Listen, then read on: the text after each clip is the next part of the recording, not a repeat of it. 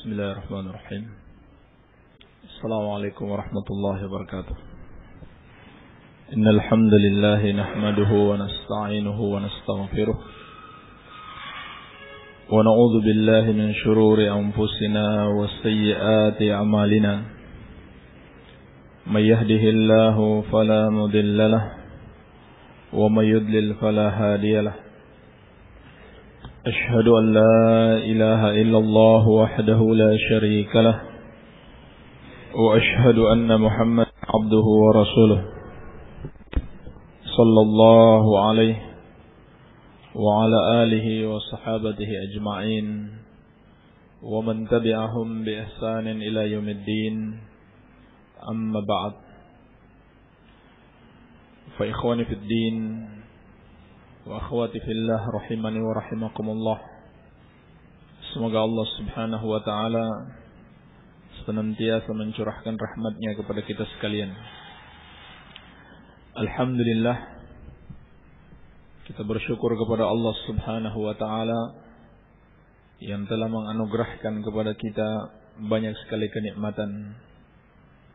Dan di antara nikmat yang besar yang Allah Subhanahu wa ta'ala anugerahkan kepada seseorang adalah nikmat untuk dapat menuntut ilmu agama. Karena dengan menuntut ilmu agama, Allah Subhanahu wa ta'ala akan membukakan pintu-pintu kebaikan, sebagaimana dalam hadis yang sudah sering kita dengarkan, yaitu hadis Muawiyah bin Abi Sufyan radhiyallahu taala anhuma, diriwayatkan Al-Bukhari dan Muslim. Rasulullah sallallahu alaihi wasallam bersabda, "May yuridillahu bihi khairan yufaqihu fid din." Barang siapa yang Allah inginkan kebaikan bagi seseorang, maka Allah akan pahamkan dia dengan agama. Oleh karena itu, kita berharap kepada Allah Subhanahu wa ta'ala, semoga dengan dimudahkannya kita menuntut ilmu, maka itu menunjukkan Allah Subhanahu wa ta'ala insyaallah ta'ala menginginkan kebaikan untuk kita. Terutama ilmu yang paling penting yang harus dipahami oleh seseorang, ilmu tentang tauhid dan ilmu tentang akidah secara umum, yaitu keyakinan yang harus dimiliki oleh seorang mukmin. Ini jauh lebih penting dibandingkan amalan-amalan zahir, sebagaimana yang akan kita pelajari insyaallah taala, yaitu tentang Aqidatu ahli sunnati wal jamaah. Akidah atau keyakinan yang harus diyakini oleh setiap muslim, yaitu keyakinannya ahli sunnati wal jamaah, para pengikut sunnah Rasulullah sallallahu alaihi wasallam dan jamaah para sahabat radhiyallahu taala anhum ajmain. Ini adalah perkara yang sangat penting, karena sesungguhnya setiap amalan kita dibangun di atas dasar akidah, dibangun di atas dasar keyakinan. Keyakinan seseorang, apa yang ada dalam hatinya, bagaikan pondasi suatu amalan.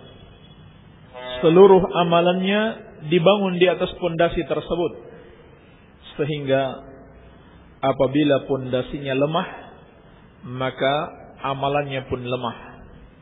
Apabila pondasinya rusak, maka amalannya pun rusak. Inilah rahasianya kenapa kaum Khawarij itu, yang Rasulullah sallallahu alaihi wasallam telah mengabarkan kepada kita bagaimana hebatnya ibadah mereka. Tahkiruna salatakum ila salatihim wa siyamakum ila siyamihim. Kalian akan menganggap remeh salat kalian dibanding salat mereka. dan puasa kalian dibanding puasa mereka. Luar biasa, hebat Khawarij itu. Mereka itu adalah orang-orang yang rajin berpuasa di siang hari dan di malam hari rajin melakukan sholat malam. Bahkan mereka penghafal Al-Quran, sehingga mereka disebut qurra, para pembaca dan penghafal Al-Quran. Tapi kenapa Rasulullah sallallahu alaihi wasallam mengatakan yamruquna minad din murukas sahmi minar ramiyah? Mereka lepas dari agama ini seperti lepasnya anak panah menembus buruannya.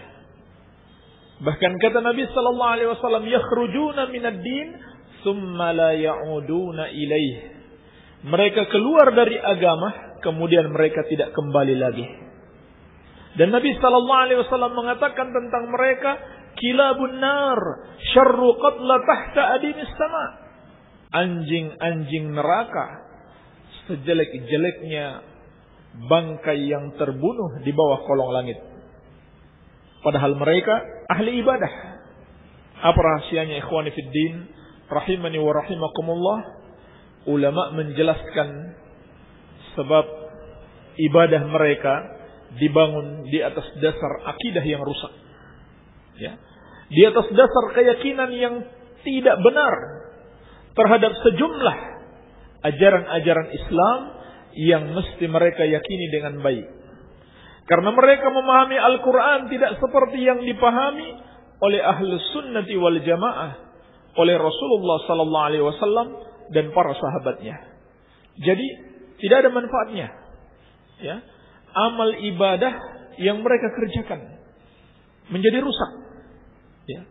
Demikian pula inilah rahasianya kenapa sahabat yang mulia Abu Bakar radhiyallahu taala anhu lebih utama dibanding para sahabat yang lainnya. Dikatakan para ulama, Abu Bakar tidak melampaui para sahabat yang lainnya karena sholatnya. Tidak pula karena puasanya.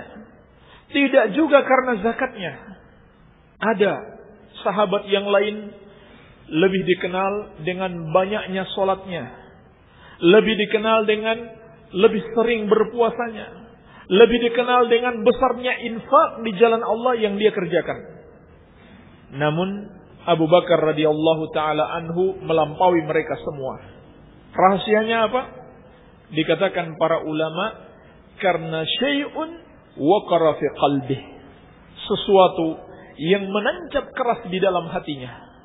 Apa itu? Keyakinannya. Sesuatu yang ada dalam hatinya, keyakinannya.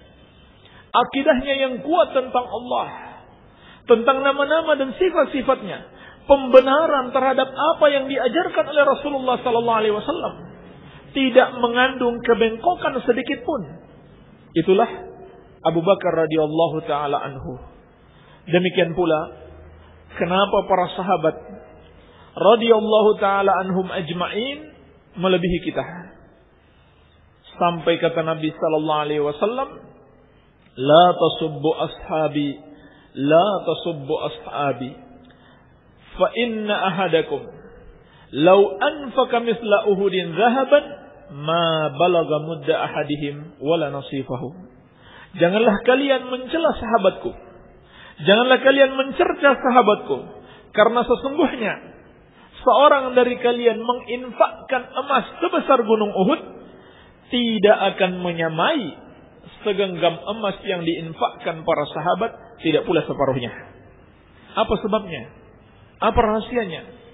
Karena ketika kita beribadah, amalan hati kita dengan para sahabat itu berbeda. Dari sisi keikhlasannya, dari sisi rasa cinta dan pengagungan serta pemuliaan kepada Allah Subhanahu wa taala itu berbeda. Sehingga mempengaruhi kualitas amalan zahir. Jadi jangan pandang remeh keyakinan seseorang apabila dia benar, apabila dia lurus, apabila dia kokoh, menghunjam kuat di dalam hatinya, itu akan sangat berpengaruh terhadap amalan-amalan zahirnya. Ya. Walaupun mungkin dari segi kuantitasnya amalan zahirnya sedikit. Namun dari sisi kualitasnya dalam pandangan Allah Subhanahu wa taala itu lebih baik jika dia memiliki akidah yang benar, jika dia memiliki keyakinan yang lurus. Inilah di antara makna sabda Nabi sallallahu alaihi wasallam, "Idza saluha sa'iru jasadihi wa idza fasada sa'iru jasadihi." Di dalam diri seseorang ada segumpal darah. Apabila dia baik, maka baik seluruh anggota tubuhnya. Dan apabila dia rusak, rusak pula seluruh anggota tubuhnya, yaitu hati kita.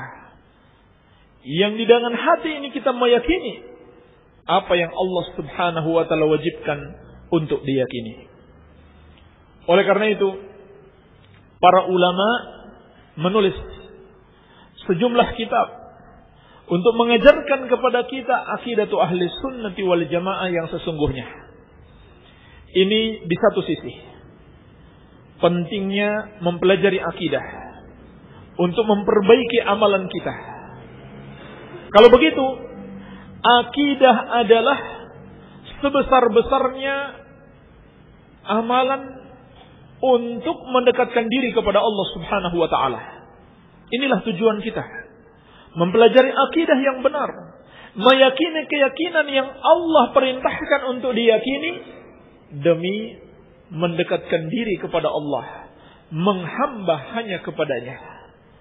Dan juga di sisi yang lain, banyaknya akidah-akidah yang telah menyimpang tersebar di tengah-tengah umat. Jangankan orang-orang awamnya, saking kuatnya arus syubhat, ya, arus akidah-akidah yang menyimpang ini, sampai-sampai banyak orang-orang besar bahkan yang memiliki ilmu pun terjerumus dalam sebagian masalah, dalam penyimpangan-penyimpangan. Iya, ini banyak dan diketahui oleh kita semuanya. Iya. Sampai-sampai disebutkan para ulama, anaknya Abu Bakar radhiyallahu anhu, Muhammad bin Abi Bakar, seorang yang lahir di masa Nabi sallallahu alaihi wasallam. Ya. Beliau pun sempat terpengaruh dengan hasutan dan syubhat yang dihembuskan oleh orang-orang Khawarij untuk membunuh Utsman, memberontak kepada Utsman. Sampai disebutkan beliau sempat mendatangi Utsman dalam keadaan marah. Setelah itu dia dinasihati oleh Utsman dan dia menyesal, dia kemudian menangis. Iya, dan dia tidak ikut-ikutan lagi. Ini orang besar, seorang yang berilmu, karena kuatnya syubhat bisa terpengaruh. Demikian pula sepanjang masa sebagian ulama yang kemudian diberikan uzur, ya, keterjerumusannya dalam permasalahan asma wa sifat misalkan, ya, sejumlah nama besar terjerumus di dalam kesalahan-kesalahan yang menyimpang jauh dari ahlus sunnati wal jamaah. Namun para ulama memberikan uzur. Kenapa? Karena di masanya begitu tersebar keyakinan-keyakinan yang menyimpang sehingga mereka mengira itulah akidatu ahli sunnati wal jamaah. Apalagi di masa kita ini, ya, apalagi di masa kita ini banyak orang yang mengklaim mereka berada di atas akidah ahli sunnati wal jamaah. Manhaj yang mereka berjalan di atasnya adalah manhaj salaf, padahal jauh menyimpang dari jalan ahli sunnati wal jamaah. Ini yang terjadi sehingga banyak orang bingung. Banyak orang bingung, tidak tahu harus mengikuti jalan yang mana. Oleh karena itu, perlu kita kembali kepada kitab-kitab para ulama ahlus sunnati wal jamaah dan ijma' serta kesepakatan mereka agar kita mengerti bagaimana akidah ahlus sunnati wal jamaah yang sesungguhnya. Iya. Di sisi lain, pentingnya kita mempelajari akidah ini karena banyaknya tuduhan. banyaknya tuduhan-tuduhan dusta terhadap Ahlus Sunnati wal Jamaah, seakan-akan yang kita yakini, yang kita pelajari adalah sesuatu yang baru, yang tidak ada dasarnya dalam Al-Quran was Sunnah, yang tidak pernah dikenal oleh para sahabat tabi'in wa tabi'ut tabi'in. Padahal hakikatnya apa yang dipelajari oleh Ahlus Sunnah dan diyakini oleh mereka adalah sesuai dengan petunjuk Al-Quran was Sunnah dan telah berjalan di atasnya Rasulullah sallallahu alaihi wasallam dan para sahabatnya. Demikian pula secara khusus tuduhan-tuduhan kepada Syekh Muhammad bin Abdul Wahhab rahimahullahu taala, seorang imam besar, seorang mujaddid mujahid yang telah berjasa sangat besar kepada kita di dalam mengajarkan ajaran-ajaran Ahlus Sunnah wal Jamaah ini, maka perlu kita luruskan kesalahpahaman dan tuduhan-tuduhan dusta tersebut. Banyak sebab kenapa kita penting untuk kembali mempelajari dan menguatkan serta membangun akidah kita di atas dasar ilmu yang benar dan ilmu yang kokoh sehingga tidak mudah terombang-ambing. Inilah yang akan mengantarkan kita kepada kebahagiaan. Inilah yang akan mengantarkan kita kepada kekokohan iman. Tidak akan kokoh iman seseorang sampai akhir hayat kalau dia tidak membangunnya di atas dasar ilmu yang kuat. Kalau dia cuma sekedar ikut-ikutan, cuma sekedar taklid, maka dia tidak akan kokoh. Tidak akan kuat keyakinannya. Harus dibangun di atas dasar ilmu. Dan inilah syarat untuk mencapai puncak ketinggian dan kemuliaan di dalam agama. Yang Allah Subhanahu wa taala firmankan dalam Al-Qur'an, "Wa ja'alna minhum a'immatan yahduna bi amrina lamma sabaru wa kanu bi ayatina yuqinun." Dan kami jadikan di antara mereka para imam-imam, yaitu pemimpinnya orang-orang yang bertakwa, tatkala mereka sabar dan mereka mengimani ayat-ayat kami. Kata Syekhul Islam Ibn Taimiyah rahimahullahu ta'ala, di dalam ayat yang mulia ini Allah jelaskan sifatnya a'immatul muttaqin, para imam, para pemimpinnya orang-orang yang bertakwa, yaitu sabar dan yakin. Beliau rahimahullahu ta'ala mengatakan, fabis sabri tutraku syahawat wabil yakin tudfa'u syubuhat. Maka dengan kesabaran godaan-godaan syahwat itu bisa ditinggalkan, dan dengan keyakinan seseorang bisa menolak syubhat, menolak hal-hal yang samar, akidah-akidah yang menyimpang yang dapat merusak keyakinannya.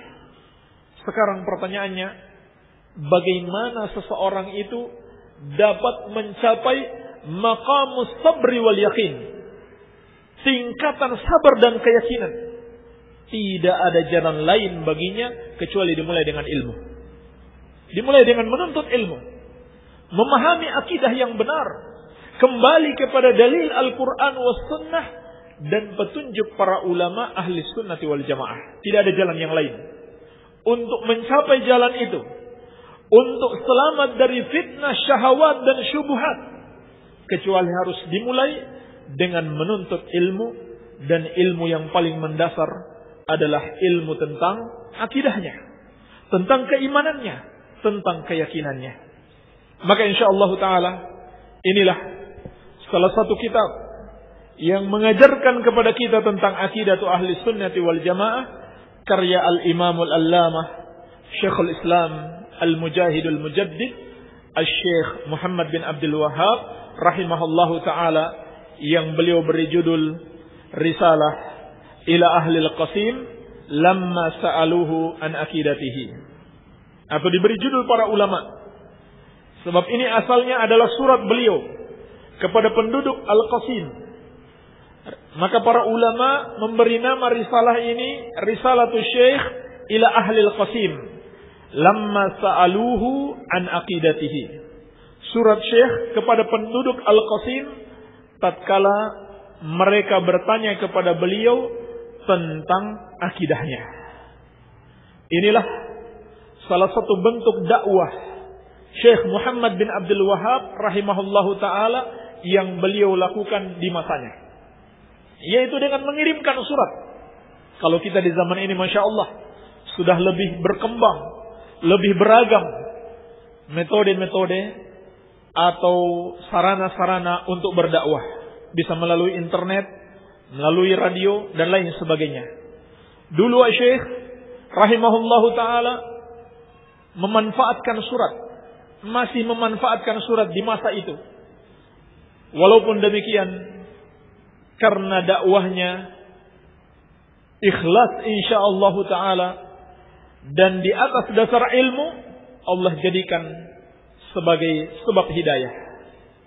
Dan Qasim itu adalah satu daerah yang berjarak kurang lebih sekarang ini 4 jam perjalanan dari kota Madinah, ke arah Riyadh. Dari Madinah ke arah Riyadh 4 jam perjalanan, itulah provinsi Al-Qasim. Yang dulu sama dengan negeri-negeri Saudi pada umumnya. Penuh dengan kebid'ahan, penuh dengan penyimpangan. Walhamdulillah, setelah masuknya dakwah ahli sunnati wal jamaah yang diserukan para ulama, terutama Syekh Muhammad bin Abdul Wahhab rahimahullahu ta'ala, kemudian ini di kemudian hari menjadi daerah-daerah ahlus sunnati wal jamaah. Sehingga kelak dari daerah ini keluar nama-nama besar para ulama yang kita kenal hari ini. Ada yang tahu siapa ulama dari daerah ini?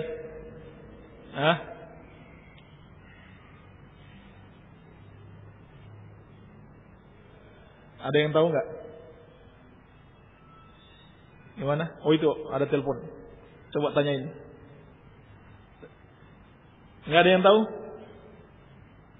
Ya, pernah dengar daerah Al-Qasim?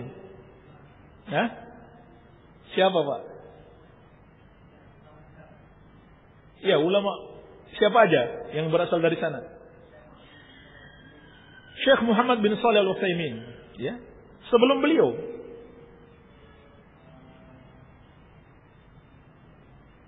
Siapa sebelum Syekh Utsaimin? Syekh Al-Sa'di, guru beliau. Syekh Shalih Al-Fauzan juga berasal dari Al-Qasim. Al-Qasim daerah yang luas, mencakup beberapa kota termasuk kota Unaizah yang di situ Syekh Ibnu Utsaimin rahimahullahu taala berasal dan guru beliau Syekh Abdurrahman bin Nasir As-Sa'di. Adapun Syekh Shalih Al-Fauzan hafizahullahu taala berasal dari Buraidah. Dan di antara ulama Ahlus Sunnati wal Jamaah saat ini di Buraidah adalah Syekh Abdullah Al-Qar'awi, Syekhuna Abdullah Al-Qar'awi, Imam Masjid Jami' Buraidah. Baik. Banyak. Di kemudian hari keluar ulama-ulama besar dari daerah Al-Qasim ini. Jadi jangan sepelekan. Mungkin dakwah yang kita lakukan hari ini belum terlihat hasilnya. Tetapi di kemudian hari bisa jadi Allah Subhanahu wa taala menampakkan hasilnya setelah kita meninggal dunia, dan itu bagian dari pertolongan terhadap usaha-usaha dakwah yang kita lakukan di masa hidup kita. Usaha kita semua mendidik anak-anak kita, mendidik anak-anak kaum muslimin pada hari ini. Mungkin kita tidak lihat hasilnya sekarang, tapi bisa jadi di masa depan saat kita sudah tua atau bahkan kita sudah tidak ada di dunia ini, barulah Allah jadikan di antara mereka para ulama atau para dai, para ustadz yang berjasa terhadap Islam dan kaum muslimin. Jangan sepelekan usaha dakwah sekecil apapun itu. Mungkin bagi-bagi buletin, sekedar kirim surat dan lain sebagainya. Insyaallah taala kalau kita ikhlas dan dakwahnya dibangun di atas dasar ilmu, akan menjadi sebab hidayah dengan izin Allah tabaraka wa taala. Jazakumullah. Baik.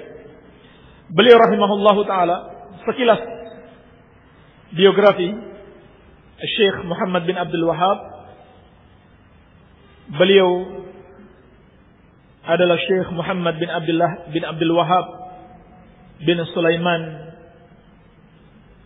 bin Ali bin Muhammad bin Ahmad bin Rashid dan seterusnya sampai nasab beliau bertemu dengan Rasulullah sallallahu alaihi wasallam pada Adnan. Ini dari sisi bapaknya. Adapun ibunya adalah bintu Muhammad bin Azzaz al-Musharrafi al-Wahibi at-Tamimi. Beliau rahimahullah berasal dari Bani Tamim, satu suku yang dicintai oleh Rasulullah sallallahu alaihi wasallam dan para sahabat. Sehingga disebutkan dalam hadis Bukhari dan Muslim. Dalam hadis Bukhari dan Muslim dari sahabat yang mulia Abu Hurairah radhiyallahu anhu, beliau mengatakan, "La azalu uhibbu Bani Tamim min thalathin sami'tuhunna min Rasulillah sallallahu alaihi wasallam." Aku selalu mencintai Bani Tamim sejak 3 perkara yang aku dengarkan dari Rasulullah sallallahu alaihi wasallam. Sami'tu Rasulullah sallallahu alaihi wasallam yaqul, aku pernah mendengarkan Rasulullah sallallahu alaihi wasallam bersabda, "Hum ashaddu ummati 'ala dajjal." Mereka adalah umatku yang paling keras menentang Dajjal. Inilah Bani Tamim yang saat ini mendiami daerah Riyadh dan sekitarnya, tempat kelahiran dan pertumbuhan menuntut ilmu serta dakwah Syekh Muhammad bin Abdul Wahhab rahimahullahu taala. Inilah negeri para ulama yang darinya lahir para ulama-ulama besar yang sekarang fatwa-fatwa mereka menjadi rujukan seperti para ulama yang tergabung dalam Lajnah Daimah. Mereka umumnya dari Bani Tamim. Rasulullah sallallahu alaihi wasallam berkata tentang mereka, "Hum ashaddu ummati 'ala Dajjal." Mereka adalah umatku yang paling keras terhadap Dajjal. Qala, kemudian kata Abu Hurairah, "Wa ja'at sadaqatuhum." Kemudian datang sedekah-sedekah dari Bani Tamim. Faqala Nabi sallallahu alaihi wasallam, "Hadhihi sadaqatu qaumina." Maka Nabi sallallahu alaihi wasallam mengatakan, ini adalah sedekah-sedekah yang berasal dari kaum kita. Ini yang kedua yang menjadi sebab Abu Hurairah mencintai Bani Tamim. Ketika datang sedekah dari Bani Tamim, Rasulullah sallallahu alaihi wasallam mengatakan ini sedekah berasal dari kaum kita. Qala wa kanat sabiyah minhum inda Aisyah. Faqala Rasulullah sallallahu alaihi wasallam. Yang ketiga kata Abu Hurairah, ada seorang wanita tawanan berasal dari Bani Tamim yang ada pada Aisyah, menjadi milik Aisyah, budaknya Aisyah. Maka Rasulullah sallallahu alaihi wasallam bersabda, "A'tiqiha fa innaha min waladi Ismail." Bebaskan dia karena sesungguhnya dia berasal dari keturunan Ismail. Ini persis seperti dengan nasab Syekh Muhammad bin Abdul Wahhab rahimahullahu taala yang bersambung berjumpa dengan nasabnya Nabi sallallahu alaihi wasallam pada Adnan, terus sampai kepada Ismail, kepada Nabi Ibrahim alaihi salam. Inilah 3 sebab yang menjadikan Rasulullah sallallahu alaihi wasallam dan para sahabatnya mencintai Bani Tamim. Inilah kabilah yang darinya Syekh berasal. Beliau rahimahullahu taala lahir pada tahun 1115 Hijriah atau bertepatan dengan 1703 Masehi di kota Uyainah, dari sebuah rumah ilmu dan agama, yakni bapaknya, kakeknya, demikian pula paman-pamannya adalah tokoh-tokoh ulama yang dikenal di negeri mereka ketika itu. Iya. Dan beliau rahimahullahu taala menuntut ilmu pada orang tuanya sendiri, kepada paman-pamannya, para ulama di negerinya, demikian pula menuntut ilmu sampai ke Madinah dan ke Makkah, sehingga kemudian beliau berhasil meraih keilmuan yang sangat luas. Dan beliau memiliki sanad hadis, Ar-Rahimun yarhamuhumur Rahman, irhamu man fil ardi yarhamkum man fis sama. Inilah hadis yang sampai hari ini mungkin bisa dikatakan hadis yang paling banyak diriwayatkan dengan bersanad sampai kepada Rasulullah sallallahu alaihi wasallam dari masa kita ini. Iya. Dan beliau memiliki sanad ini dari para ulama ahli hadis di masa beliau dari dua jalan. Yang pertama melalui jalan Ibnu Muflih sampai kepada Syekhul Islam Ibnu Taimiyah dan berakhir kepada Imam Ahmad bin Hanbal dan seterusnya. Kemudian dari jalan yang kedua dari Ibnu Rajab, kemudian kepada Ibnu Qayyim dan kepada Syekhul Islam, lalu kepada Imam Ahmad rahimahullahu taala dan seterusnya. Inilah dua sanad beliau dalam hadis Ar-Rahimun yarhamuhumur Rahman, irhamu man fil ardi yarhamkum man fis sama. Yaitu hadis Abdullah bin Amr bin As radhiyallahu taala anhuma, diriwayatkan Imam Abu Daud dan yang lainnya. Rasulullah sallallahu alaihi wasallam bersabda, orang-orang yang penyayang disayangi oleh Allah yang Maha Penyayang. Sayangilah yang di bumi, niscaya yang di langit akan menyayangi kalian.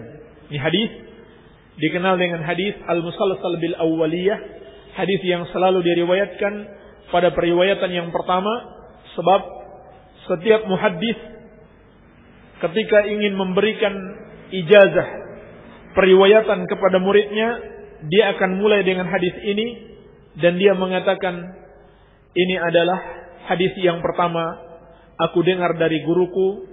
Ia berkata, qala fulan, dan ini adalah hadis yang pertama aku dengarkan darinya.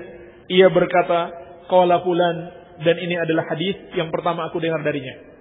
Maksudnya untuk mengingatkan kita bahwa ilmu itu dibangun di atas dasar kasih sayang. Dan inilah yang beliau ajarkan, sehingga dalam banyak kitabnya beliau rahimahullahu taala memulai dengan i'lam rahimakallah. Baik. Kemudian beliau mulai kitabnya dengan bismillahirrahmanirrahim. Bismillahirrahmanirrahim, ittiba'an waqtida'an li kitabillahi azza wa jalla wa sunnati rasulih sallallahu alaihi wasallam. Sebagai bentuk peneladanan dan ittiba' kepada kitab Allah dan sunnah Rasulnya sallallahu alaihi wasallam. Kitab Allah dimulai dengan bismillahirrahmanirrahim. Demikian pula surat-surat yang dikirimkan oleh Rasulullah sallallahu alaihi wasallam dimulai dengan bismillahirrahmanirrahim. Sebagaimana dalam surat perjanjian Al-Hudaybiyah, Rasulullah sallallahu alaihi wasallam juga memerintahkan, uktub bismillahirrahmanirrahim, tulislah dengan bismillahirrahmanirrahim. Ini yang disunnahkan apabila kita menulis bahkan memulai seluruh aktivitas dengan mengucapkan bismillah. Bismillahirrahmanirrahim. Ba dikatakan para ulama adalah ba'ul isti'anah. Ba yang bermakna isti'anah. Sehingga ucapan bismillah maknanya adalah asta'inu billah. aku mohon pertolongan kepada Allah Subhanahu wa taala. Inilah pentingnya kita memulai dengan bismillah, sebab kita perlu pertolongan Allah Subhanahu wa taala. Allah itu sendiri maknanya adalah al-ma'luhul ma'bud hubban wa ta'ziman, yang disembah dengan penuh cinta dan pengagungan. Maka dari sini kata para ulama, kita dapat mengambil pelajaran besar, yaitu isbat tauhidir rububiyah, penetapan tauhid rububiyah. Kita mengucapkan bismillah, aku mohon pertolongan kepada Allah. Di situ terkandung kewajiban mengimani tauhidur rububiyah. Sebab ketika kita minta tolong kepada Allah, berarti kita meyakini dialah yang memiliki sifat-sifat rububiyah. Demikian pula terkandung penetapan tauhidul uluhiyah. Dari sisi mana? Dari dua sisi. Pertama, dia adalah konsekuensi tauhid rububiyah yang sudah kita imani sebelumnya. Konsekuensi tauhid rububiyah adalah meyakini hanya Allah Subhanahu wa taala satu-satunya yang pantas untuk disembah. Siapa yang sudah beriman Allah memiliki sifat-sifat rububiyah. Dia yang mencipta, dia memberikan rezeki, menghidupkan dan mematikan. Dia yang mendengarkan doa-doa kita, hanya dia yang mampu mengabulkannya. Maka sudah sepatutnya dia beriman dengan tauhidul uluhiyah. Hanya Allah saja yang dia sembah. Tidak lagi dia menyembah selain Allah yang tidak bisa mencipta, tidak bisa memberi rezeki, tidak mendengarkan doanya, tidak pula bisa mengabulkan doanya. Oleh karena itu, Allah Subhanahu wa taala mengingatkan dalam Al-Qur'an, "Dzalikumullahu rabbukum lahul mulk." Dialah Allah Rabb kalian, miliknya lah kekuasaan. "Walladzina tad'una min duni ma yamlikuna min qitmirin." Dan mereka yang kalian sembah selainnya tidak memiliki kekuasaan apapun meski hanya sebesar kulit ari. In tad'uhum la yasma'u du'aakum. Kalau kalian berdoa kepada mereka, mereka tidak akan mendengarkan doa-doa kalian. Walau sami'u mastajabu lakum. Andaikan mereka mendengar pun, mereka tidak akan bisa menjawab atau mengabulkan doa-doa kalian. Jadi, kalau kita sudah beriman Allah yang berhak menyandang sifat-sifat rububiyah, maka sudah sepatutnya kita juga beriman dialah yang pantas disembah. Itulah hakikat tauhid uluhiyah. Ini di satu sisi. Di sisi yang kedua, penetapan tauhidul uluhiyah dari makna nama Allah itu sendiri. Allah maknanya adalah al-ma'luhul ma'bud hubban wa ta'ziman, yang disembah dengan penuh cinta dan pengagungan. Maka di situ terkandung penetapan tauhidul uluhiyah. Hanya dia yang bernama Allah, hanya dia yang pantas disembah dengan penuh cinta dan pengagungan. Sekaligus pelajaran yang berikutnya, di sini terkandung penetapan al-asma wa sifat. Sebab Allah menamakan dirinya dengan nama Allah. Bukan siapa-siapa yang menamakan dirinya dengan nama Allah. Allah perkenalkan dirinya dengan nama Allah. Maka dari sini kita pahami hanya dia memang yang berhak menamakan untuk dirinya, yang dia kabarkan di dalam Al-Quran maupun di dalam As-Sunnah.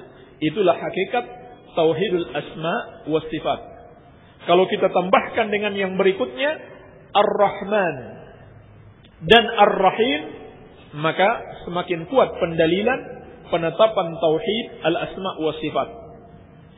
Jadi di dalam ucapan bismillah saja sudah terkandung pelajaran penting tentang tauhid, yaitu penetapan aqsamut tauhid as-salasah. 3 macam tauhid sekaligus. Ya. Jadi kalau ada yang tanya, apa dalilnya tauhid terbagi 3? Bismillah, selesai. Ya. Bismillah dalilnya. Di situ sudah terkandung 3 macam tauhid. Ini tentunya bagi orang yang memahami dengan baik. hakikat tauhid dan hakikat kandungan dari ayat-ayat Allah Subhanahu wa taala.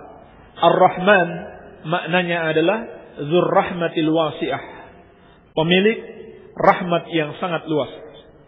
Sedangkan Ar-Rahim maknanya adalah Dzur Rahmatil Wasilah, pemilik rahmat yang rahmat itu selalu ia curahkan kepada hamba-hambanya. Jadi Ar-Rahman terkandung padanya sifat rahmat yang melekat pada zatnya. Ini namanya sifat zatiyah. Sedangkan Ar-Rahim terkandung sifat rahmat yang melekat pada perbuatannya merahmati. Itu namanya sifat fi'liyah. Ada sifat zatiyah dan sifat fi'liyah. Baik. Ini sekilas makna Bismillahirrahmanirrahim. Faidah yang lain, kenapa kita perlu mulai dengan Bismillahirrahmanirrahim seperti yang dilakukan oleh Syekh untuk tabarruk, mencari keberkahan. Yang pertama tadi meminta pertolongan dari Allah. Yang kedua untuk mencari berkah. Apa itu berkah? Berkah itu adalah kathratul khair wa thubutuhu. Banyaknya kebaikan dan terus-menerus ada. Oleh karena itu, ketika kita sudah mulai menulis dengan Bismillahirrahmanirrahim, maka hati-hati. Kita sudah mulai dengan nama Allah. Jangan kita menulis sesuatu yang menyelisihi syariat Allah. Sama saja. Antum menulis status, ya, menulis surat, menulis buku, sama saja. Hati-hati. Jangan menulis sesuatu yang bertentangan dengan syariat Allah. Jangan menulis sesuatu yang mendatangkan kemudaratan. Ini hikmah. Ini hikmah kalau kita sudah mulai dengan Bismillahirrahmanirrahim. Antum pergi kerja, dimulai dengan Bismillahirrahmanirrahim. Keluar rumah sudah diingatkan Bismillah tawakkaltu 'ala Allah. Wala haula wala quwata illa billah. Kalau begitu, bekerjanya harus sesuai syariat. Jangan memakan yang haram, hindari penghasilan yang haram. Itu peringatan. Itu bagian dari keberkahan, ucapan bismillah. Dan Rasulullah sallallahu alaihi wasallam mengabarkan kepada kita tentang keberkahan bismillah dalam sebuah hadis yang sahih. Ada seorang sahabat yang menaiki kendaraan hewan tunggangan bersama Rasulullah sallallahu alaihi wasallam, kemudian hewan tersebut terpeleset, tergelincir kakinya. Maka dia mengatakan ta'isa syaitan, celaka syaitan. Rasulullah SAW mengatakan kepadanya, jangan kamu bilang demikian. Sebab kalau kamu mengatakan demikian, syaitan itu akan membesar sampai seperti rumah. Tetapi ucapkanlah bismillah. Kalau kamu mengucapkan bismillah, maka syaitan itu akan mengecil sampai seperti seekor nyamuk, ya, atau seekor lalat. Demikianlah berkah dari bismillah. Jangan sepelekan aktivitas kita dimulai dengan Bismillahirrahmanirrahim. Inilah yang dilakukan oleh Syekh rahimahullahu taala. Kemudian beliau mengatakan, "Ushhidullah wa man hadarani minal malaikah wa ushhidukum anni a'taqidu ma taqadathu al-firqatun najiyah ahlus sunnati wal jamaah." Aku mempersaksikan kepada Allah dan kepada para malaikat yang hadir menyaksikan aku. Dan juga aku mempersaksikan kepada kalian bahwasannya aku meyakini keyakinan yang juga diyakini oleh al-firqatun najiyah, golongan yang selamat, ahlus sunnah wal jamaah. Inilah muqaddimah dari risalah Syekh Muhammad bin Abdul Wahhab rahimahullahu taala kepada Ahlul Qasim tentang akidahnya. Ketika mereka bertanya tentang akidahnya, maka beliau mulai dengan sebuah pernyataan kepada mereka bahwa ini adalah akidah yang beliau meyakini akidah tersebut dengan disaksikan oleh Allah Subhanahu wa taala. Dan juga disaksikan oleh para malaikat. Dan beliau persaksikan kepada seluruh umat. Artinya tidak ada yang disembunyikan, tidak ada yang ditutup-tutupi. Ya. Karena di antara ciri kelompok sesat, kelompok yang menyimpang adalah menyembunyikan keyakinan atau sebagian keyakinan mereka yang menyimpang, yang salah. Ini banyak seperti kelompok Syiah, ya, punya akidah taqiyah, disembunyikan. Akidahnya yang sebenarnya disembunyikan. Demi untuk menarik pengikut sebanyak-banyaknya, disembunyikan akidah yang sebenarnya. Demikian pula kelompok LDII punya akidah taqiyah, disembunyikan akidah mereka. Ya. Demikian pula sebagian kelompok-kelompok sesat yang punya pemahaman-pemahaman aneh. Seperti ada satu kelompok yang mengharamkan, yang menghalalkan makan anjing misalkan. Ya. Ketika ditanya, apa hukum makan anjing? Karena takut masyarakat menolak fatwanya, menolak pendapatnya, pakai jawaban-jawaban diplomatis. Kenapa harus makan anjing? Kan masih banyak makan lain. Iya. Padahal dia menghalalkan anjing. Dan anjing ini haram dengan banyak dalil dari sunnah Nabi Sallallahu Alaihi Wasallam. Dia termasuk binatang buas yang memangsa dengan taringnya. Naha Rasulullah Sallallahu Alaihi Wasallam an dhinabin minas siba. Rasulullah Sallallahu Alaihi Wasallam melarang an kulli dhinabin minas siba. Setiap binatang buas yang memangsa dengan taringnya. Ini di satu sisi. Di sisi yang lain, naha Rasulullah Sallallahu Alaihi Wasallam an samanil kalbi wa mahril baghi wa hulwanil kahin. Rasulullah Sallallahu Alaihi Wasallam melarang jual beli anjing, maharnya pelacur dan upahnya dukun. Dan dalam hadis yang lain Nabi Sallallahu Alaihi Wasallam, dalam hadis Abu Bakar, dalam hadis Ibnu Abbas radhiyallahu taala anhuma, Rasulullah SAW bersabda, Innallaha idza harrama syai'an harrama tsamanahu. Sesungguhnya Allah apabila mengharamkan sesuatu, maka Allah haramkan juga jual belinya. Maka anjing diharamkan. Belum lagi dari sisi yang lain, dia adalah binatang yang khabith, yang jelek, yang diharamkan setiap muslim memakan binatang-binatang yang jelek. Tapi disembunyikan akidah mereka. Ini contoh-contoh bagaimana kelompok-kelompok yang menyimpang ini menyembunyikan akidah mereka. Tetapi suatu saat mereka akan tampakkan kalau mereka sudah kuat. Seperti kata Al-Imam Al-Barbahari rahimahullahu ta'ala, bahwa ahlul bid'ah itu seperti kalajengking. Mereka bersembunyi. Ya, disembunyikan. Apa namanya?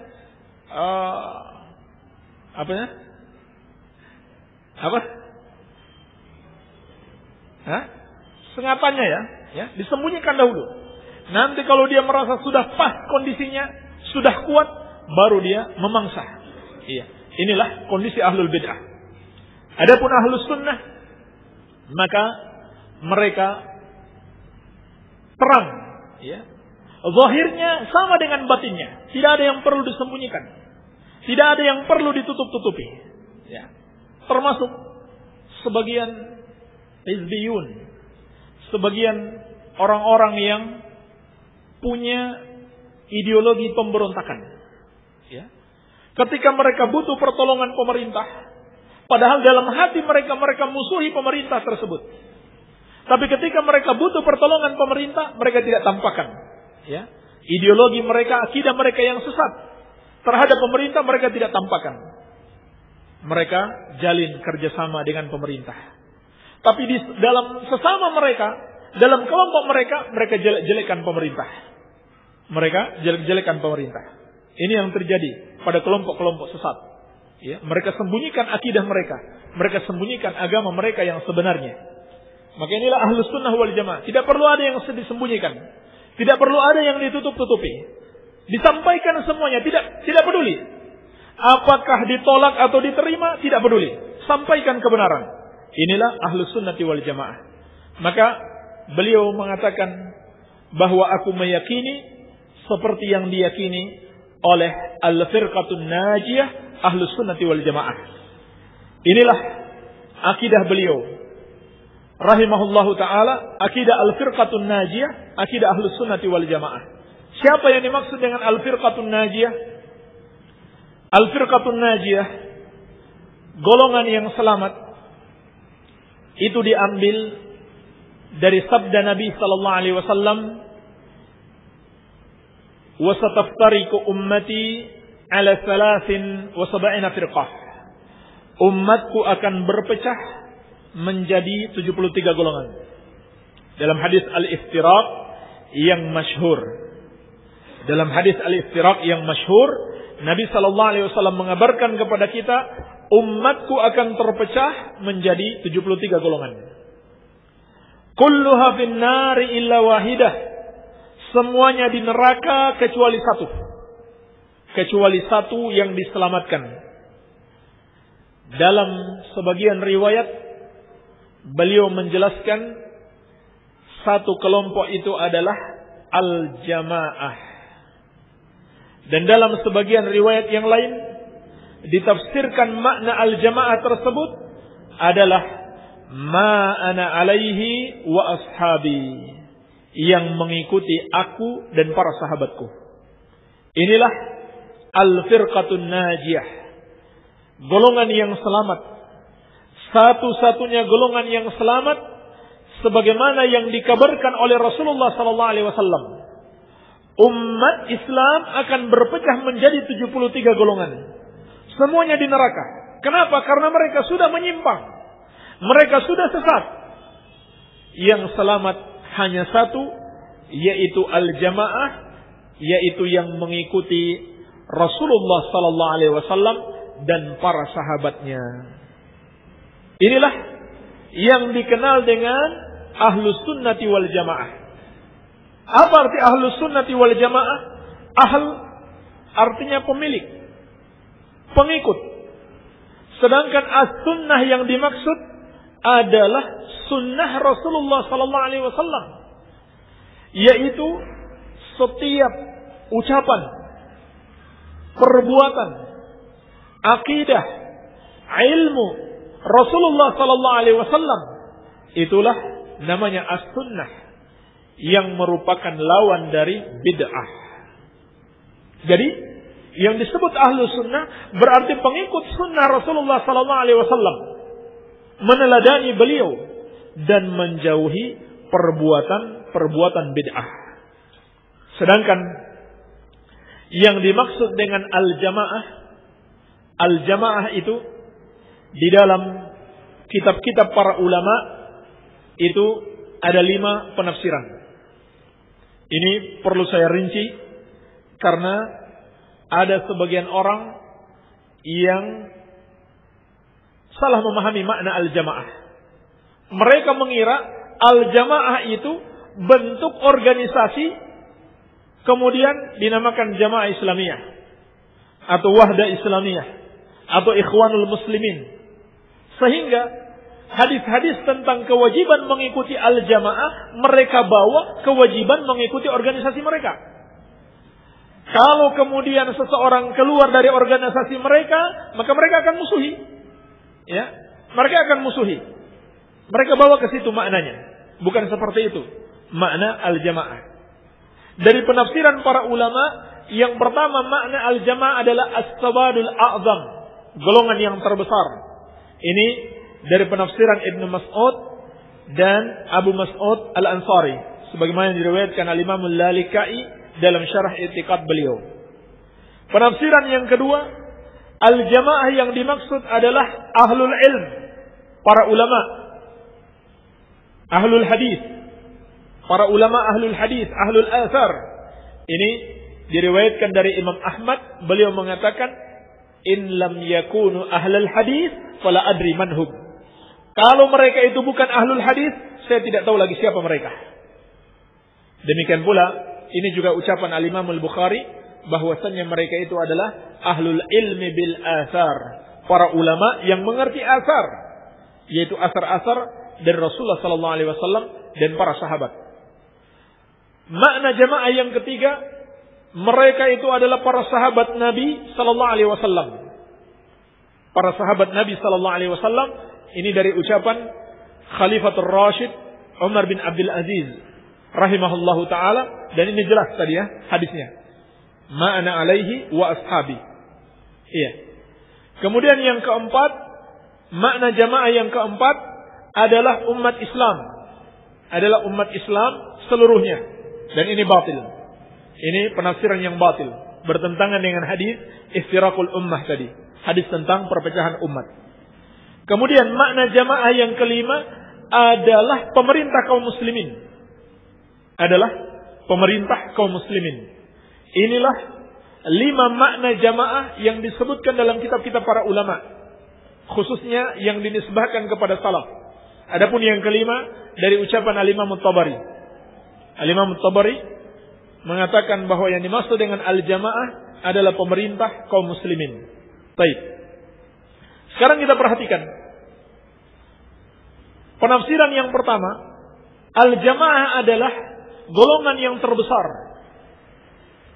Ini dikatakan oleh Ibnu Mas'ud dan Abu Mas'ud Al-Ansari di masa sahabat.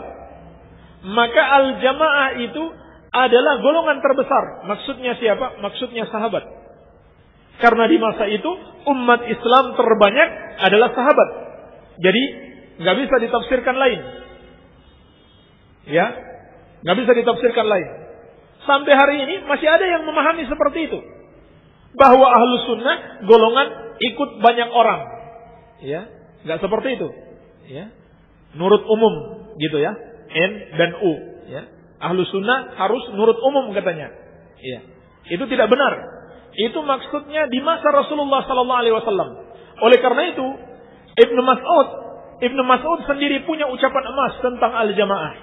Beliau mengatakan, al-jama'atu ma wafaqal haqqa wa in kunta wahdak. Jamaah itu adalah apa yang sesuai dengan kebenaran meskipun engkau seorang diri. Itu makna jamaah.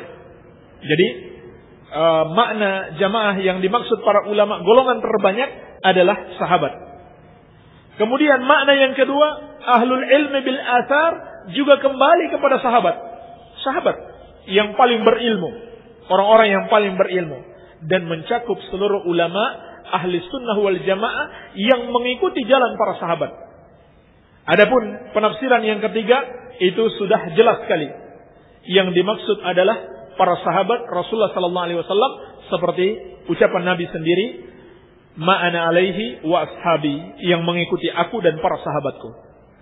Demikian pula penafsiran yang keempat, kalau dimaksudkan umat Islam seluruhnya adalah umat Islam yang benar-benar beriman kepada Rasulullah sallallahu alaihi wasallam di masanya, maka itu benar. Tetapi kalau seluruhnya tanpa pengecualian sampai hari ini jelas batil, bertentangan dengan makna hadis iftiraq. Baik. Kemudian makna yang kelima, pemerintah kaum muslimin, ini juga termasuk dalam kategori al-jamaah yang disebutkan dalam sebagian hadis. Jadi dari seluruh makna jamaah ini kembali kepada 2 makna.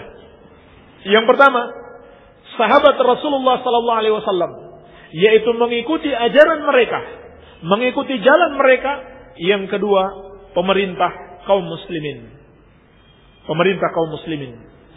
Yang pertama, al-jamaah, bersatu di atas akidah.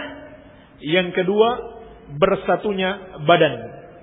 Yang pertama bersatunya akidah, yang kedua bersatunya badan. Bersatunya akidah di atas akidah Rasulullah sallallahu alaihi wasallam dan para sahabat, itu al-jamaah. Yang kedua, bersatunya badan, tidak menyelisihi pemerintah, itu juga termasuk makna al-jamaah, walaupun pemerintah itu ahlul bid'ah. Ya, paham ya? Walaupun pemerintah itu ahlul bid'ah, kita tetap tunduk kepadanya, tidak memisahkan diri darinya, tapi kita tidak mengikuti bid'ahnya. Kita tidak mengikuti bid'ahnya. Keduanya termasuk kategori makna al-jamaah. Siapa yang keluar dari salah satu saja dari 2 makna ini, maka dia keluar dari golongan ahlus sunnah wal jamaah. Kalau dia keluar dari makna jamaah, maksudnya akidahnya para sahabat, manhajnya mereka, dia keluar dari ahlus sunnah wal jamaah. Demikian pula kalau dia keluar dari ketaatan terhadap pemerintah muslim, dia juga keluar dari ahlus sunnah wal jamaah, sebagaimana insyaallah taala akan datang dalil-dalil penjelasannya. Baik. Demikian secara ringkas makna ahlus sunnah wal jamaah.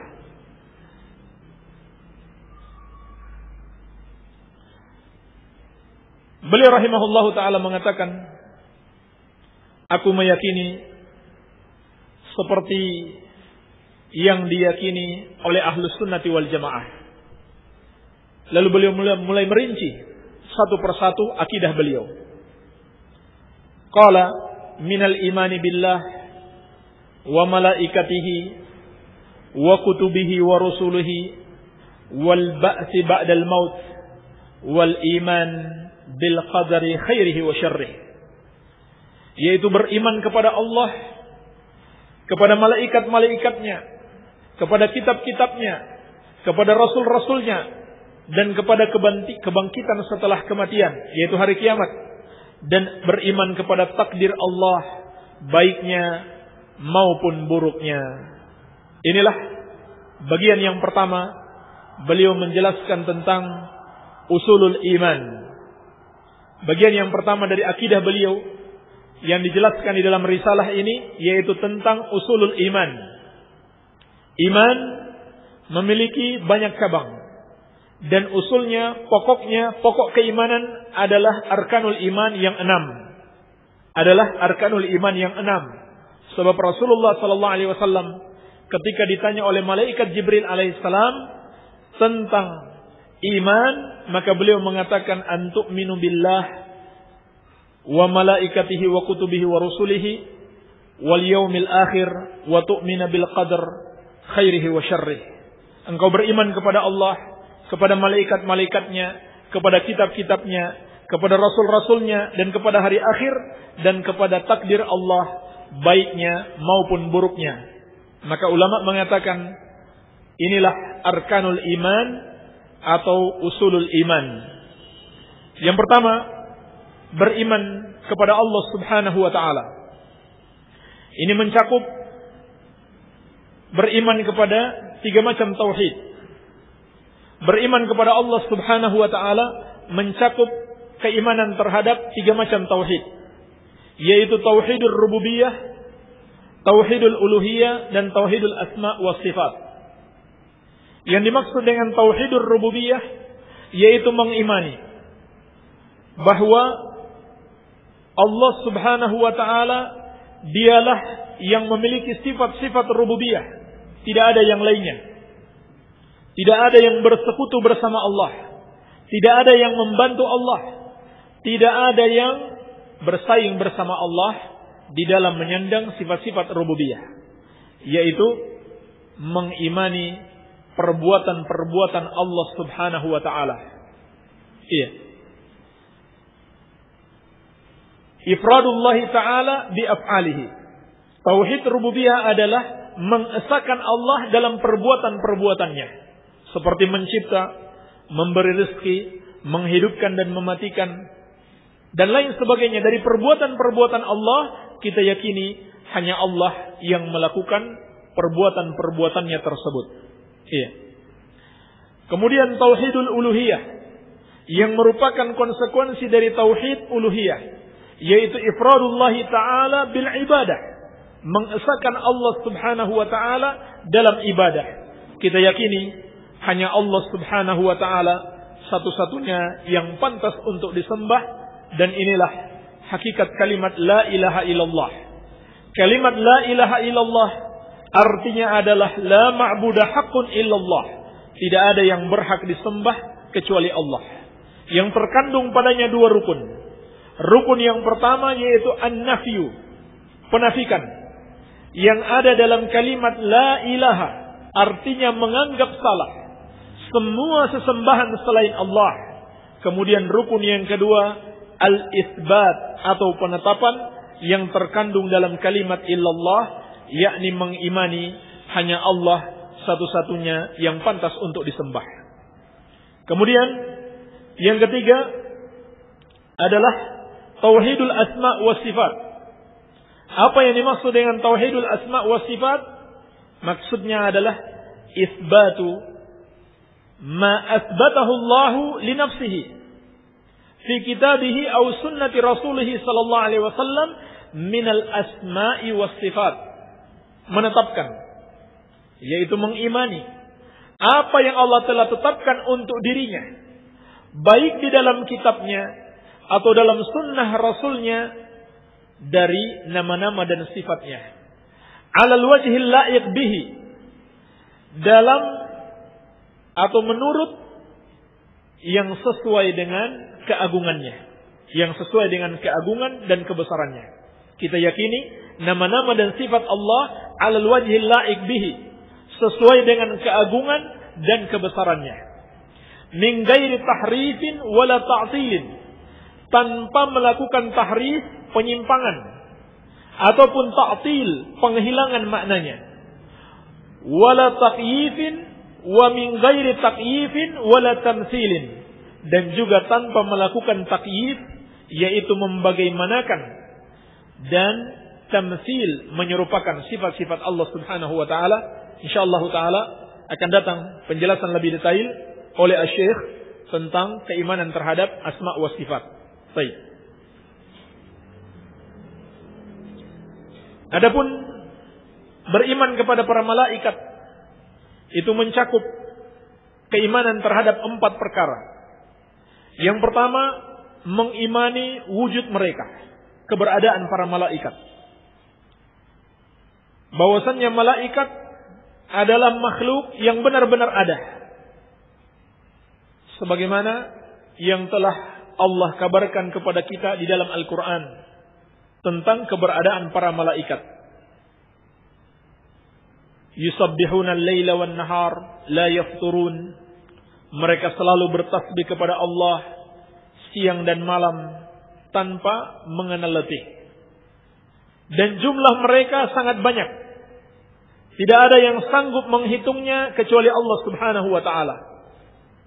Disebutkan dalam hadis Anas bin Malik radhiyallahu anhu yang diriwayatkan Al-Bukhari dan Muslim tentang kisah Mi'raj Nabi sallallahu alaihi wasallam.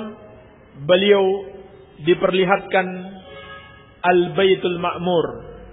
Diperlihatkan kepada beliau Al-Baitul Ma'mur yang ada di langit. Yusalli fihi kulla yawmin 70,000 malakin. Salat di Baitul Ma'mur ini setiap hari 70.000 malaikat. Idza kharaju lam ya'udu ilaihi akhiru ma alaihim. Kalau 70.000 malaikat ini sudah selesai salat setiap harinya, mereka keluar dan mereka tidak pernah kembali lagi ke masjid tersebut. Ini setiap hari. Setiap hari salat di masjid itu 70.000 malaikat. Dan kalau mereka sudah salat di situ, mereka tidak pernah kembali ke masjid itu. Maka ini menunjukkan kepada kita jumlah malaikat yang begitu banyak. Kemudian yang kedua, mengimani nama-nama mereka yang kita dapatkan di dalam Al-Quran was sunnah. Seperti nama malaikat Jibril alaihi salam dan yang lainnya. Adapun yang tidak kita ketahui namanya, maka kita imani secara global. Kita imani secara global. Ya, siapa yang tahu nama 70.000 malaikat? Ya, satu persatu tidak ada. Yang dikabarkan kepada kita hanya sedikit sekali. Menunjukkan ilmu kita memang sangat sedikit. Banyak yang kita tidak ketahui. Maka kita imani yang kita ketahui, yang tidak kita ketahui kita imani secara global. Kemudian yang ketiga, kita imani sifat-sifat mereka. Sifat-sifat mereka yang kita dapatkan di dalam Al-Quran was sunnah. Seperti Nabi SAW mengabarkan bahwa beliau telah melihat Jibril dalam sifat aslinya. Walahu sittu mi'a junah. Beliau Jibril alaihissalam memiliki 600 sayap. Wa qad saddal ufuk, dan menutupi ufuk semuanya. Saking besarnya Jibril alaihissalam, beliau menutupi ufuk dengan sayap-sayapnya yang berjumlah 600 sayap. Sebagaimana kita imani sifat-sifat malaikat, mereka bisa berubah bentuk menjadi manusia sehingga bisa disaksikan oleh manusia, seperti malaikat Jibril alaihissalam yang datang kepada Maryam, fatamassala laha basyaran sawiyya, dan beliau berbentuk seperti manusia yang sempurna. Demikian pula malaikat Jibril alaihissalam yang datang kepada Nabi sallallahu alaihi wasallam yang sedang duduk dengan para sahabat kemudian mereka tidak mengenal siapa beliau. Iya. Yang bertanya tentang Islam, tentang iman dan ihsan. Itu kita imani. Kemudian yang keempat, kita imani perbuatan atau pekerjaan-pekerjaan mereka, tugas-tugas mereka yang Allah sebutkan di dalam Al-Quran was Sunnah. Seperti para malaikat yang pekerjaannya atau amalannya terus bertasbih siang dan malam tanpa mengenal letih. Malaikat yang bertugas menurunkan wahyu. Malaikat yang bertugas menurunkan hujan. Malaikat yang bertugas untuk meniup trompet, meniup astur pada hari kiamat dan lain sebagainya. Malaikat yang mencabut nyawa. Kita imani semua pekerjaan-pekerjaan mereka yang disebutkan di dalam Al-Quran was Sunnah. Baik. Adapun beriman kepada kitab-kitab Allah juga mencakup keimanan terhadap 4 perkara. Yang pertama, mengimani turunnya kitab-kitab tersebut dari sisi Allah Subhanahu wa taala adalah hak, benar-benar berasal darinya. Allah turunkan sebagai rahmat bagi hamba-hambanya dan sebagai petunjuk bagi mereka agar mereka mencapai kebahagiaan di dunia maupun di akhirat kelak. Ini kita imani. Kitab-kitab seluruhnya yang Allah kabarkan di dalam Al-Quran wa Sunnah benar-benar dari sisi Allah Subhanahu wa ta'ala. Yang kedua, kita imani nama-namanya. Kita imani nama-namanya yang kita dapatkan di dalam Al-Quran wa Sunnah. Seperti Al-Quran yang diturunkan kepada Rasulullah sallallahu alaihi wasallam, Zabur yang diturunkan kepada Daud, kemudian Taurat yang diturunkan kepada Musa, Injil kepada Isa, dan Suhuf Ibrahim wa Musa. Adapun yang tidak kita ketahui, maka kita imani secara global akan keberadaannya meski kita tidak mengetahui nama-namanya. Kemudian yang ketiga, membenarkan apa yang benar dari kabar-kabar yang terdapat dalam kitab-kitab tersebut, seperti kabar-kabar yang terdapat dalam Al-Quran. Demikian pula kabar-kabar yang terdapat di dalam kitab-kitab sebelumnya yang belum diganti atau belum dirubah-rubah. Iya, yang belum diganti atau belum dirubah-rubah, maka kita imani. Kemudian yang keempat, mengamalkan hukum-hukum yang terkandung di dalam kitab-kitab tersebut selama dia belum dihapuskan, serta tunduk dan menerima segala ketentuan yang terdapat dalam kitab-kitab tersebut, sama saja apakah kita memahami makna yang terkandung di dalamnya, hikmahnya, ataupun kita tidak memahaminya. Dan seluruh kitab-kitab sebelum Al-Quran semuanya telah dimansukh oleh Al-Quran. Ya, semuanya telah dimansukh oleh Al-Quran, sebagaimana firman Allah Subhanahu wa taala, "Wa anzalna ilaikal kitaba bil haqq musaddiqan lima baina yadayhi minal kitab wa muhaiminan alaih." Dan sungguh kami telah turunkan kepadamu kitab dengan hak sebagai pembenar terhadap kitab-kitab sebelumnya dan juga sebagai batu ujian terhadap kitab-kitab sebelumnya. Maksudnya batu ujian apa? Sebagai hakim yang membenarkan kitab-kitab sebelumnya. Apa yang dibenarkan oleh Al-Quran kita amalkan, yang berasal dari kitab-kitab sebelumnya. Tetapi yang tidak ditetapkan dan tidak dibenarkan oleh Al-Quran tidak lagi kita amalkan. Baik. Kemudian beriman dengan para rasul mencakup keimanan terhadap 4 perkara. Yang pertama, mengimani kerasulan mereka sebagai kerasulan yang hak. Benar-benar mereka adalah utusan Allah Subhanahu wa taala. Ini penting kita imani.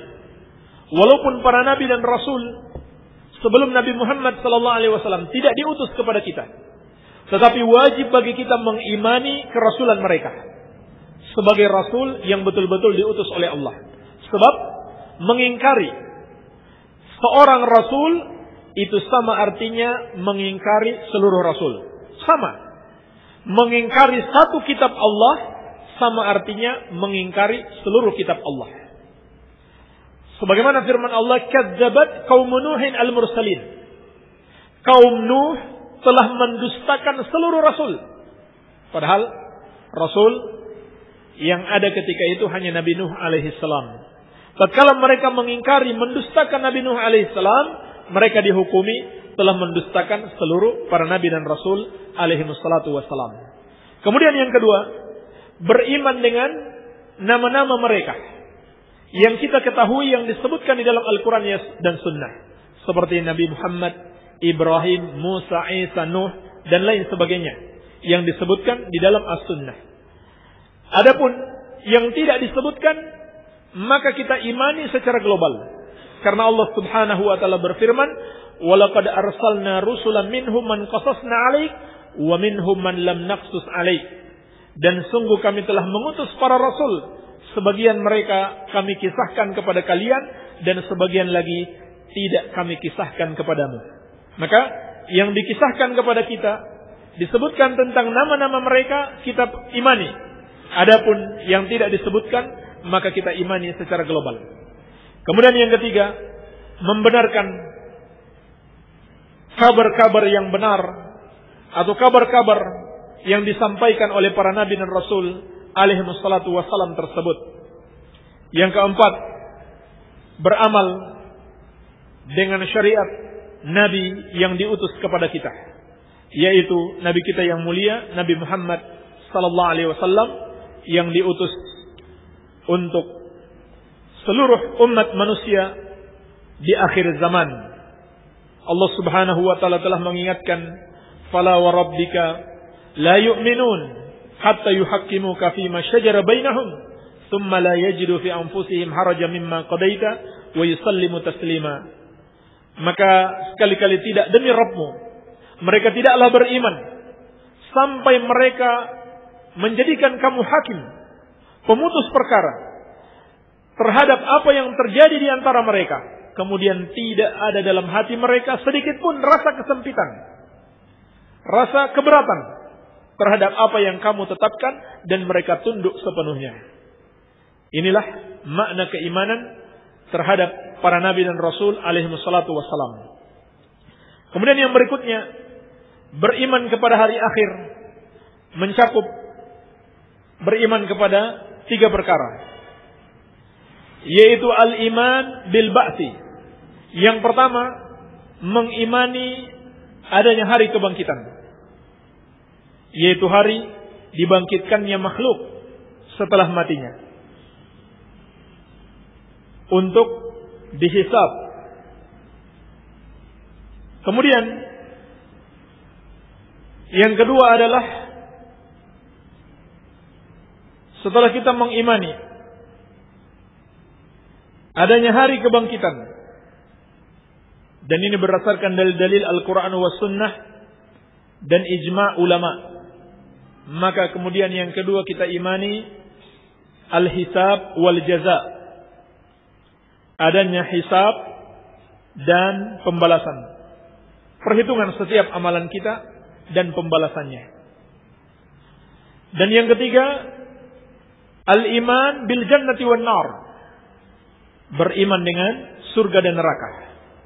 Inilah 3 perkara terpenting dalam keimanan terhadap hari akhir. Akan tetapi dikatakan oleh Syekhul Islam Ibnu Taimiyah rahimahullahu taala,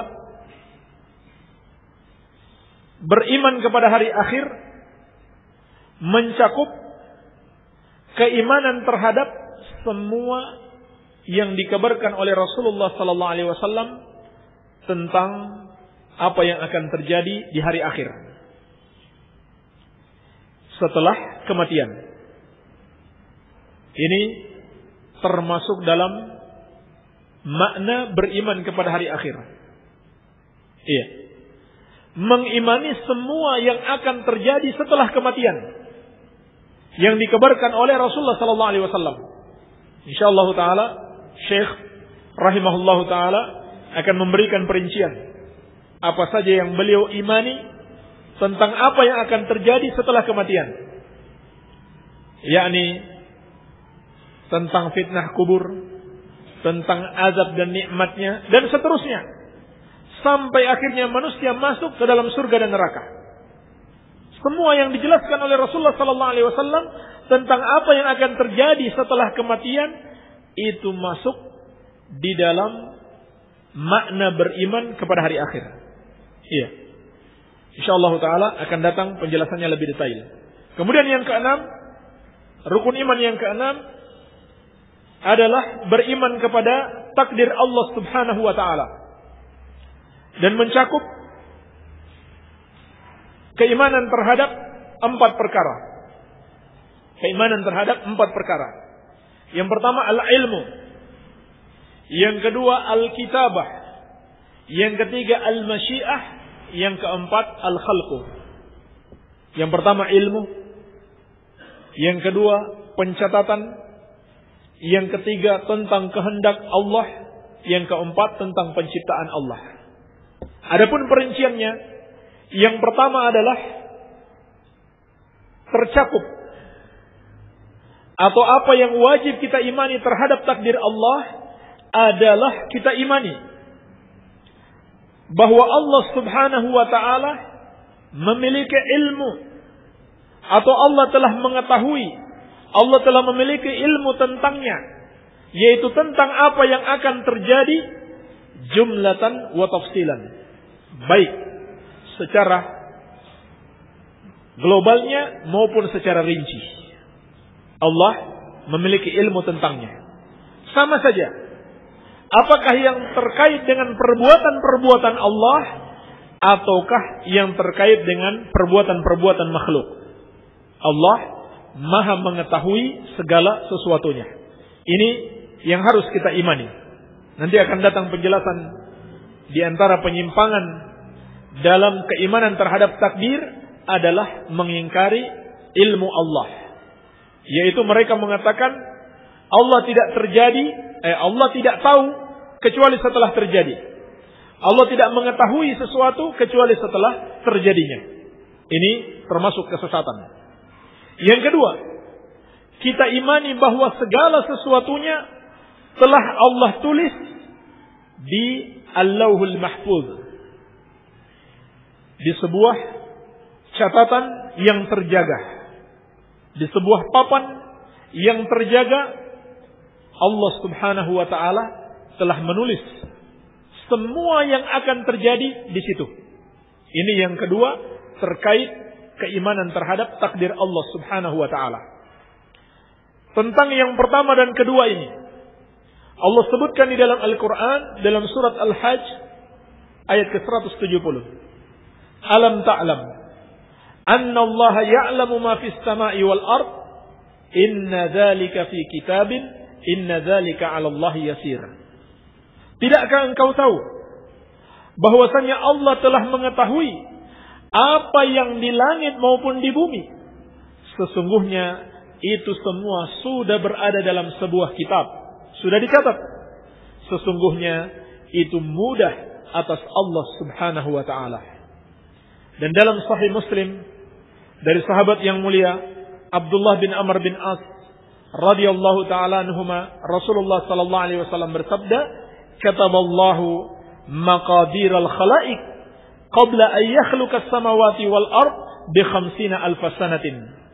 Allah telah menulis takdir seluruh makhluk sebelum Allah menciptakan langit dan bumi selama 50.000 tahun.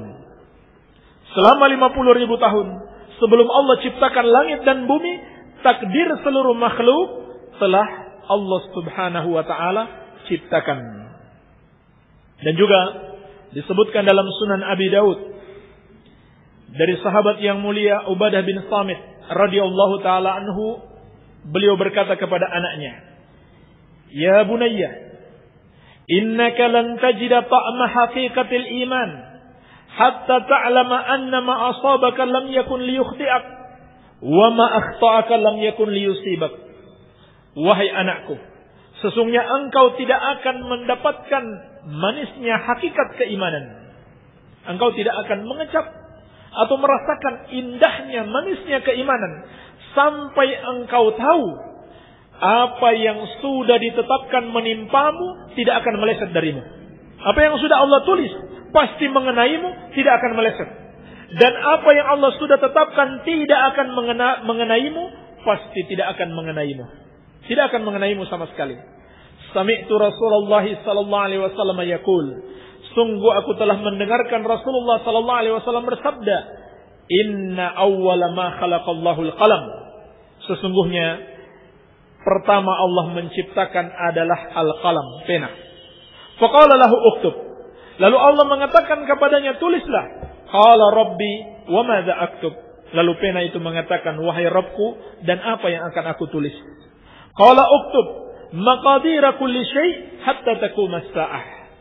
Kata Allah Subhanahu wa ta'ala, tulislah takdir, ketetapan, kejadian segala sesuatu sampai hari kiamat. Ya bani atau ya bunayya, inni sami'tu Rasulullah sallallahu alaihi wasallam yaqul, man mata ala ghairi hadza falaysa minni. Wahai anakku, sesungguhnya aku mendengarkan Rasulullah sallallahu alaihi wasallam bersabda, barang siapa yang mati di atas selain akidah ini, maka dia bukan bagian dariku. Jadi ini semuanya menjelaskan kepada kita semua yang terjadi di alam ini Allah sudah tahu dan Allah sudah tulis pada Al-Lauhul Mahfuz. Ada faedah. Dalam hadis ini dikatakan yang pertama Allah ciptakan adalah al-qalam atau pena.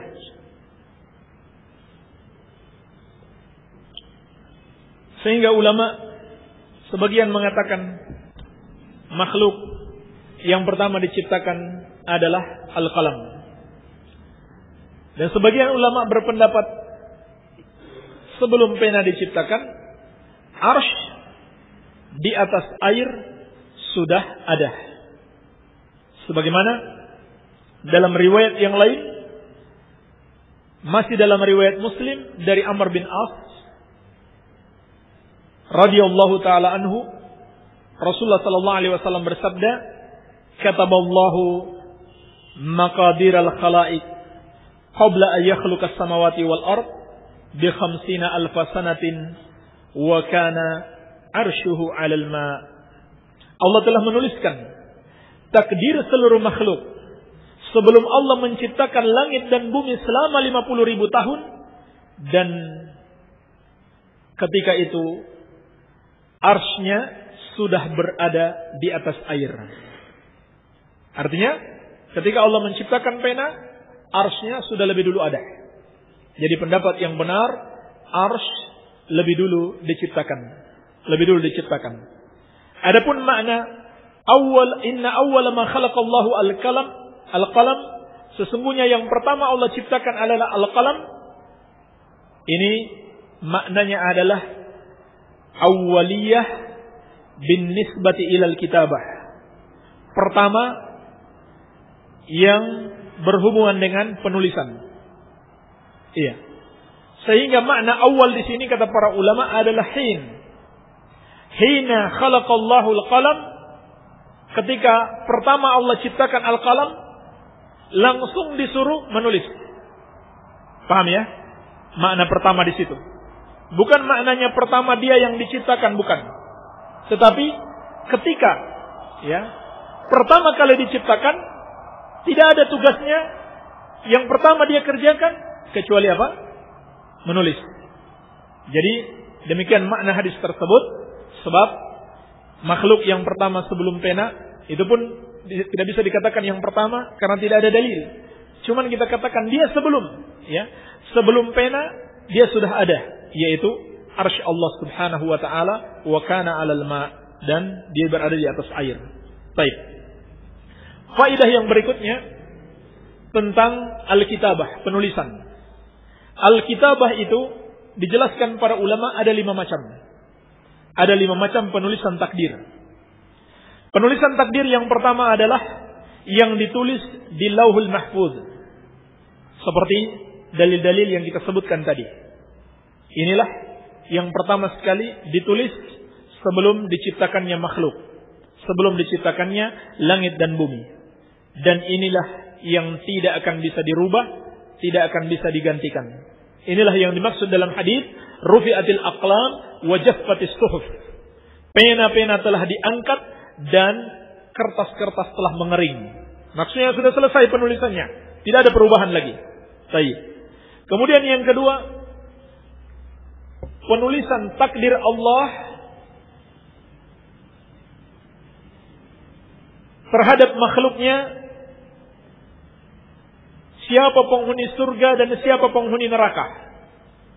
Dan itu Allah tuliskan ketika penciptaan Nabi Adam alaihissalam. Disebutkan dalam hadis Umar bin Khattab radhiyallahu taala anhu, ketika Allah menciptakan Adam alaihissalam, maka saat itu juga Allah Subhanahu wa taala mentakdirkan keturunannya, mana yang akan masuk surga dan mana yang akan masuk neraka. Ini yang kedua. Kemudian yang ketiga, ada namanya at-takdir al-umuri, yaitu penulisan takdir Allah Subhanahu wa taala setiap sebelum seseorang itu lahir ke dunia, yaitu ketika dia sudah mencapai umur 4 bulan di rahim ibunya. Iya. Umur 4 bulan di rahim ibunya, seperti dalam hadis Ibnu Mas'ud dalam riwayat Bukhari dan Muslim, Allah Subhanahu wa taala mengutus malaikat untuk menuliskan catatan takdirnya. Ya.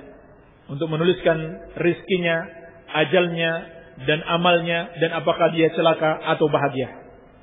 Baik. 4 ini yang ditulis. Kemudian yang keempat, ada al-kitabah as-sanawiyah, penulisan takdir tahunan. Inilah takdir yang Allah tuliskan, yang Allah tetapkan pada malam Lailatul Qadar setiap tahunnya. Inna anzalnahu fi lailatin mubarakah, inna kunna munzirin fiha yufraku kullu amrin hakim. Sesungguhnya kami menurunkan Al-Quran pada malam yang diberkahi. Sesungguhnya kami mengingatkan, fiha yufraku kullu amrin hakim. Pada malam itu diputuskan setiap perkara yang penuh hikmah. Yakni Allah perintahkan malaikat untuk menuliskan apa yang akan terjadi yang sudah dituliskan sebelumnya di Allahul Mahfuz. Kemudian Al-Kitabah yang kelima, yaitu takdir Allah harian. Ini para ulama berdalilkan dengan firman Allah Subhanahu wa taala, kullu yaumin huwa fi sya'n. Dalam surat Ar-Rahman ayat ke-29. Setiap hari dia berada dalam urusan, yakni menetapkan takdir-takdirnya. Inilah 5 catatan takdir Allah Subhanahu wa taala. Baik. Dari 5 catatan takdir tersebut, maka ada catatan yang sudah tidak bisa dirubah, dan ada yang masih bisa dirubah. Yang tidak bisa dirubah adalah 3 catatan yang pertama. 3 catatan yang pertama. Adapun yang 2 berikutnya itu bisa dirubah. Itu bisa dirubah. Inilah makna hadis doa bisa merubah takdir. Maksudnya apa? Merubah apa yang ada di tangan malaikat, yang dicatat oleh para malaikat. Demikian pula sabda Nabi sallallahu alaihi wasallam, man sarrahu ayyubsata lahu fi rizqihi wa an yunsa'alahu fi atharihi falyasil rahimahu. Siapa yang senang rizkinya diluaskan dan umurnya dipanjangkan, maka hendaklah dia menyambung silaturahmi. Maksudnya apa? Rizki dan umur yang ada pada catatan malaikat, itu yang bisa dirubah. Iya. Tetapi kata para ulama, perubahan itu pun sudah bagian dari takdir Allah. Ya. Jadi jangan kita mengira tadinya belum ditulis di Lauhul Mahfuz. Nanti setelah kita menyambung silaturahmi, baru kemudian ditulis, rizki kita dirubah dan umur kita dirubah. Tidak. Itu pun sudah ditulis pada Lauhul Mahfuz. Dipahami ya? Jadi kita yakini. Karena awal tadi kita katakan, kita yakini semua yang terjadi di alam ini sudah ditulis di Lauhul Mahfuz 50.000 tahun sebelum langit dan bumi diciptakan. Lalu kita dapati ternyata masih ada yang berubah. Padahal Nabi SAW sudah mengatakan, rufi'atil aqlam wa jaffatis suhuf. Pena-pena sudah diangkat, kertas-kertas telah mengering. Artinya nggak ada lagi yang dirubah. Maka maksudnya yang berubah itu adalah apa yang ada di tangan para malaikat. Apa yang ada dalam catatan para malaikat. Baik. Jadi demikian bentuk-bentuk takdir. Itu yang kedua, beriman kepada al-kitabah, penulisan. Kemudian yang ketiga, beriman dengan masyiatillahi azza wa jalla, kehendak Allah Subhanahu wa taala, yaitu kita mengimani seluruh yang terjadi di alam ini atas kehendak Allah Subhanahu wa taala. Tidak ada satupun yang keluar dari kehendak Allah Subhanahu wa taala, apakah baiknya maupun buruknya. Harus diimani. Harus diimani. Apa yang terjadi di alam ini, baiknya maupun buruknya, adalah ketetapan Allah Subhanahu wa taala. Tidak ada bedanya. Yang baik maupun yang buruk adalah kehendak Allah Subhanahu wa taala. Nanti akan datang penjelasan apa maknanya kita beriman yang buruk pun sesuai dengan kehendak Allah taala. Tidak ada yang keluar dengan kehendak Allah. Tapi kita tidak bisa mengatakan Allah berkehendak buruk, tidak. Allah menetapkan keburukan, tapi Allah tidak berkehendak buruk. Allah Maha baik, tidak mengandung keburukan sedikit pun. Baik. Kemudian yang keempat, beriman terhadap al-khalqu, penciptaan. Bahwa seluruh yang terjadi di alam ini adalah ciptaan Allah Subhanahu wa taala. Semua yang terjadi, makhluknya dan seluruh perbuatan mereka adalah ciptaan Allah Subhanahu wa taala. Tidak ada satupun yang keluar dari ciptaan Allah Subhanahu wa taala. Dan beriman kepada takdir ini tidak sedikit pun bermakna kita berkeyakinan makhluk tidak punya kehendak, tidak juga punya kemampuan. Tapi makhluk juga punya kehendak, makhluk juga punya kemampuan, namun kehendak dan kemampuannya di bawah kehendak dan kudrah Allah Subhanahu wa taala, tidak keluar darinya. Insyaallah taala akan datang penjelasan lebih detail tentang pemahaman-pemahaman yang menyimpang terhadap takdir Allah Subhanahu wa taala dan bantahan-bantahannya. Kita lanjutkan pada kesempatan yang akan datang. Mungkin sudah masuk waktu asar. Ini yang bisa saya sampaikan. Semoga ada manfaatnya. Wabillahi taufik. Subhanakallahumma bihamdik. Asyhadu an la ilaha illa anta astaghfiruka wa atubu ilaik. Sallallahu ala nabiyina Muhammadin wa alihi wa sallam. Wa akhiru da'wana anil hamdulillahi rabbil alamin.